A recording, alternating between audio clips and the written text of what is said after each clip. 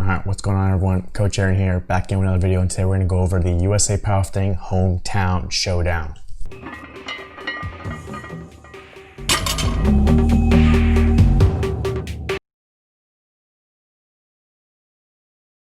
Alright everyone, welcome to another video. Thanks for tuning in.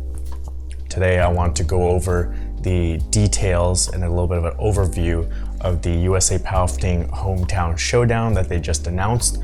I know there's a lot of questions about it. They were still developing a little bit once it got out there. So I kind of just want to break down everything about how to find it, what the eligibility is, what the prizes are, all that kind of stuff. And then if you have any questions beyond that, then you can always ask me or your state chair or someone else, and then we can always contact those people that are running it to get more information about the details of this event. All right, so let's head on over to my computer and then we will go over everything. All right, so we're over here at my computer and you can find this event in two locations. So if you saw the Instagram post about it right here, USA Powerlifting Hometown Showdown, then you'll know that the link in the bio for USA Powerlifting has the direct link to it. You can see it right here, usapowerlifting.com/2020 Hometown Showdown. Or if you go to the national website, at the top, under athletes, you'll see this little 2020 USA Powerlifting Hometown Showdown. So you click on that and that'll send you to this page that I was already at with all the information. Okay, so here's the cool little logo and here's all the information that we're gonna go through step by step, okay? So first thing that we're gonna go over is who is it for, how you're eligible for it.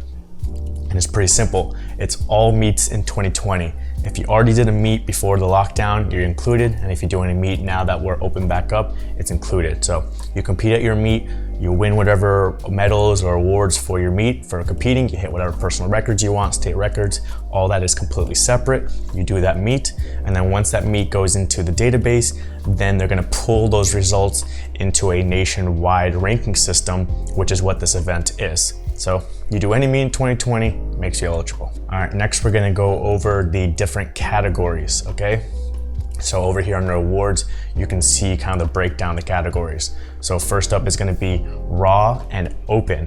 So open is going to be everyone included, okay? It's not just the people who compete in equipped, the raw lifters are gonna be put in there too, for a couple of reasons. One being that you can lift raw in the equipped division if you would like, so it still is eligible for that category.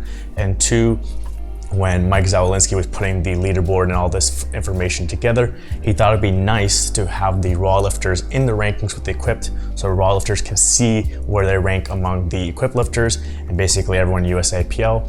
Maybe it'll entice people to try out some equipped lifting because they can see where they're ranking already as raw lifting, and if they get an experienced coach to help them out with the equipped lifting, then maybe they can rank even higher or maybe even win. So this kind of gives you an idea of where you'd rank against the equipped lifters and see whether maybe it's something that you want to try in the future. Next category you'll see is that they're going to be full power and bench only. So those are the main categories that are competed at the IPF level, and those are usually the most populated categories in USA Powerlifting. So they decided to give the option for both the people that want to do all three lifts and then the lifters that just want to do the bench only. Then we go to the age divisions, okay? We didn't want to include every single age division because there are just so many of them, and it would just turn into very diluted competition and a lot of awards and a lot of winners. So okay, let's combine some of them. So we combined the Teen 1, Teen 2, Teen 3, and the juniors into one big category. And for the awards that we're gonna go through later, that's going to be done through the points. So it's basically a formula, and they use the Foster formula for the teens and juniors. And then the same thing is done for the masters, combine the masters 1, 2, 3, and 4 into one big masters group. And again, that's done by formula, and that's the McCulloch formula. And then the open category, just like always, is just a regular open category, and that's going to be done by the new IPF Goodlift points. Is the system perfect? No, it is not perfect. No matter what system you can think of, there's going to be some advantages to it and some disadvantages to it. So they were discussed by Ryan Carrillo, who came up with this idea, Mike Zawolinsky, who was putting all the database together. They asked me some questions. I'm sure they talked to Priscilla Ribbick, she's the executive director, and the EC to get all kinds of ideas to see what's the best way to do it. that basically can cater to as many people as possible, but fit within the idea of having some kind of competition and making the winning the competition or hitting these different tiers more worth it or more valuable. So this is what they decided on, was let's combine some of these age divisions and make it a little bit more competitive. And then also all this is broken up by gender. So you have the men's division and the women's division. So if you take the men's and women's, that's two categories. And then you do the raw and the open, that's another 2 categories. So now you're up to 4. And then you do the full power and the bench is another 2 categories. So now you're up to 8. All right, and then you break the 8 into the teen juniors, the open, and the masters. So that gives you 24 different categories. Okay, so now when we go into this tier system and look at the awards for the tier system, you can kind of see the idea behind these 24 categories. All right, so here we can see the tier system, and let's just start from the bottom, which is actually the top tier or tier 1, and we'll work our way up, okay? So the top tier, tier 1, you see is 24 total, and that's because again, there's 24 categories, so each person that gets first place in one of those 24 categories falls into this top tier. And so in the top tier, you can see what you get, which is everything in the previous tier. So qualifying for next year's Arnold's, custom limited edition t-shirt, $100 credit towards a national registration for next year, your name recognition in an email, and then the custom certificate. And then you also get the stuff from tier 1, which is the custom limited edition Yeti cup with an engraved logo, and then sponsor gift cards from the various sponsors that they're getting, okay? Then we go to tier 2, okay?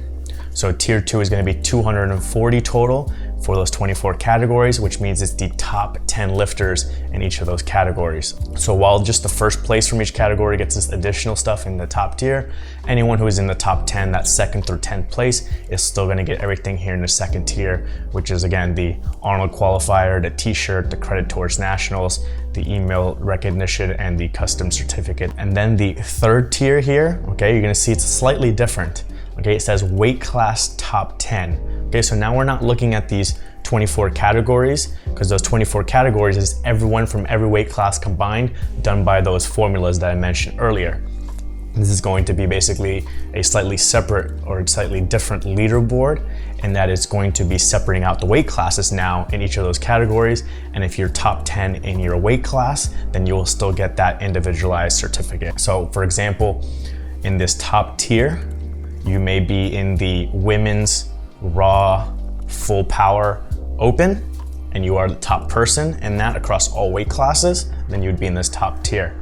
But let's say you don't make the top 10 in the overall, but let's say you're in the women's raw full power open, but you're also in the 72 kilo weight class, and you got 10th place in the 72 kilo weight class, then you get into this 3rd tier where it's the top 10 in that weight class. And then we go down all the way down to the bottom.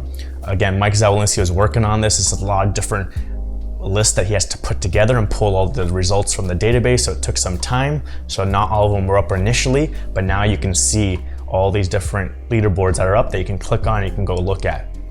So just going across the first row, we won't go over every single one. You can see here that you have like the women's top 10 raw by the points. Okay, so those are the different formulas that we mentioned. Then you have the women's top 10 open, which is raw and equipped all together, every single result broken down by weight class. And then over here, you can see you have the women's top 10 raw by weight class, okay? So you can click on the weight class ones to see where you rank in your weight class and see if you're in that 3rd tier award system. And then you can go to the one by points to see where you are in the overall across all weight classes by formula to see if you fall into that tier 2 or that top tier. So let's just click on the first one, top 10 women's raw by points. All right, and then you will see the different categories here. Let it load up first. All right, so then you can see the little title for each one here. So you can see here is the open, and then the second column is the masters, and then the third column on the far right is going to be the teen juniors, okay? And then here you can see, it'll still give you their name, their age, the state, weight class, total, so you can look at those things if you would like to.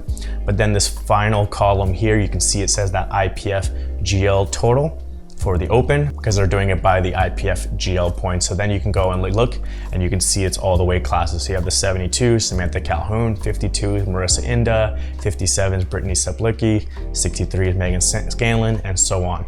And then you can come down to the next row and see the bench only. So then you have all the different categories here for the women's raw by points. And then you, like I said, you can go to the leaderboard and you can click on whichever one you want to go look at, see how you are ranking within your weight class or how you are in the overall by formula. All right, so that's the information that's provided there, so you can figure out basically how to find it, who is eligible. You can go look at the different awards and you can go look at the different leaderboards, okay? And the final note that I just want to end on is that we are still in this pandemic and there still are the guidelines in place for USA Powerlifting, and there's still some states that are not running meets and some states where the gyms are still closed. So some people just are not going to be able to be eligible for this year. But I would say don't make a big deal about it. If your gym is closed or there's no meets and you're not able to compete, then this has no effect on it. You weren't going to be able to train in the gym and you weren't going to be able to compete anyways. This is just a added on thing for the people that are able to train and are able to compete this year. There's just a little contest for the people to have on top of their regular competition that they're doing, since we have no nationals, and this will be kind of a way to just see how you rank in the nationwide competitions. Even though some people may not be competing and it's not head-to-head at nationals, it's something to kind of keep you excited if you are competing, and something to work towards if you want to be top 10 in your weight class, or you want to be top 10 in the overall, or if you're a top lifter and you want to win that first place to get the qualification for the Arnold and get free entry towards nationals next year. It's a little extra bonus there for you. All right, so some of the stuff that I go over in this channel and with my coaching athletes and online, everything like that is focus on the things that you can control. Don't worry so much about the things you can't control. If you can't train in the gym, or you can't compete, or you do not want to compete, then don't worry about this. This doesn't affect you.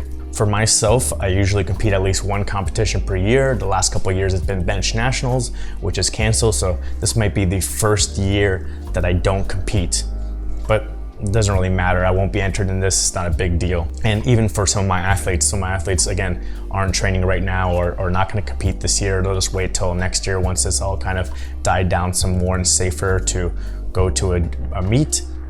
So they're not going to get any of these things. They're not going to be able to get the free entry for nationals or Arnold or anything like that. But again, we don't worry about it. We focus on what we can control and the goals that we want to set for the coming years. All right, so like I said, if you have any questions about this, you can comment below and I'll try and answer it, or we can talk with the national office and get an answer for you. If you want to ask yourself, there's always the contact information that you can go and get the contact information for the national office or for your state chair or for one of the athlete reps, and ask them through email and see if you can get a response from them. All right, and as always, if you want to help me on this channel, you can like the video, you can subscribe to the channel, you can share it with someone else who has questions about this event to help get this video out to more people so I can help more and more people, and I will catch you next time.